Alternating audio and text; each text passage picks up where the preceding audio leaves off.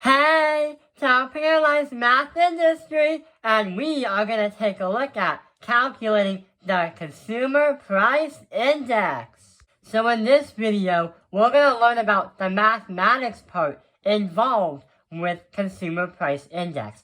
Last video, we were explaining why it's used and why it's efficient when a city understands how much a consumer has as an average. So we have a problem. So it looks like here that there are movie tickets and textbooks. There are 3 steps to understanding the CPI. Step 1 is going to be called Fix the Basket. And the reason why we do that is before we calculate CPI, we gotta understand what is in the basket. The Bureau of Labor of Statistics is going to tell you what is in the basket every year. But they explain, and the thing is, when you do these problems in your economics class, you don't have to do number 1. Because the thing is, the problem already gives you the stuff in the basket. Movie tickets, and also textbooks. And the quantity, so you don't have to do number 1. That's why we understand, well, what goes in the basket and what does not. Well, it's a mini game. You have 1 minute to win it. What? Come on, Ralph! Go! Mixing! Put the ingredients in the bowl and throw away the trash. Hairbrush, no! Underpants, no! You're getting all the wrong stuff, kid! Don't try it! Yep, I'll do it. No, yes. Gross. Milk, yes, yes, oh! Better up!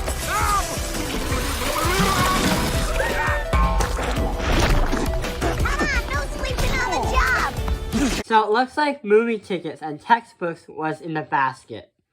The other thing we gotta do is find the prices. Well, we already have the prices right here. This, and that. So, when doing an economics problem, the prices is something you also don't have to find because it's there for you. Now, last thing we gotta do is find cost of whole basket. So, by understanding the problem, we have to find the cost of the basket every year because it's gonna change. And the way we do that is using a math formula. So what we're gonna do is, since there are prices and since there are quantities in the basket, we'll understand CPI when we say we're gonna do for 2004, 10 times 20, parentheses, because we do 10 times 20, add that by 10 times 50. So that is going to be textbooks. And the other one is going to be tickets. So that is how we find the mathematics for the basket in 2004. Let's do the other ones. So, 05, we have 10 times 20, parentheses, plus, you have 10 times 20 and 10 times 60. And that is for 2005. For 2006, it's going to be 12 times 20, because that's quantity and price. Price times the quantity. And we have to add that by parentheses. That's 60 times 10 in textbooks. So here's what we did for the formulas.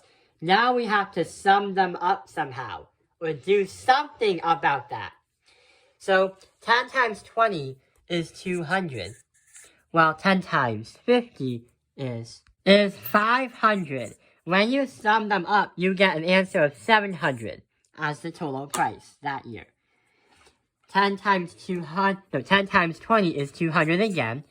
10 times 60 is 600. So now the basket for 2005 is 800. 12 times 20 is going to be 240, while 60 times 10 is 600. Add them up and you get 840. The prices seem to be going up every time we go a year. That is inflation, and that is somehow inflating. So now we understand the cost of the entire basket using mathematics every year has gone by. So how much did the basket cost in 2004? If we take a look at here, 2004 is $700.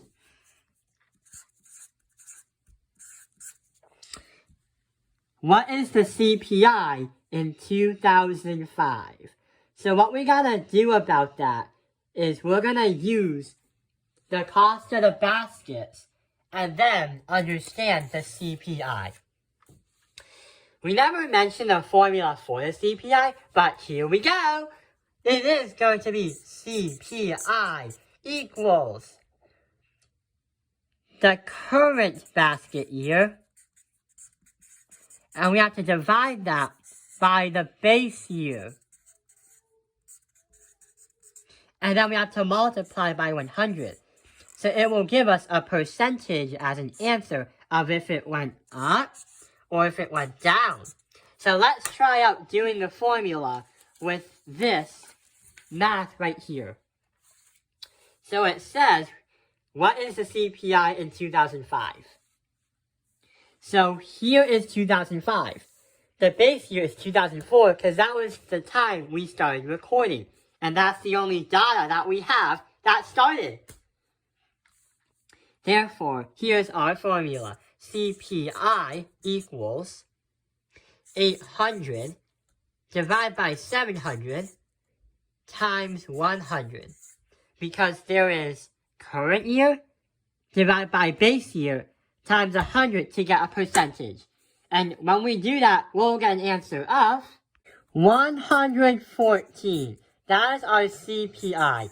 We are actually not going to get a percentage. What we're going to do is find a percentage for inflation instead. So here is what we have. For the year 2005, the CPI is 114. In 2004, it's going to be 100 because 700 divided by 700 is 1 times 100. So that is right there. Now we gotta find the inflation rate from 2005 to 2006. So what we're gonna do is find the CPI for 2006. So what we're gonna do to do that is CPI is gonna equal, here's our plugins, 840 divided by 700, because that's our base year, times 100. And when you do that, you're going to get an answer of, the CPI is 120. And when you find the inflation, remember that formula from like 2 videos ago?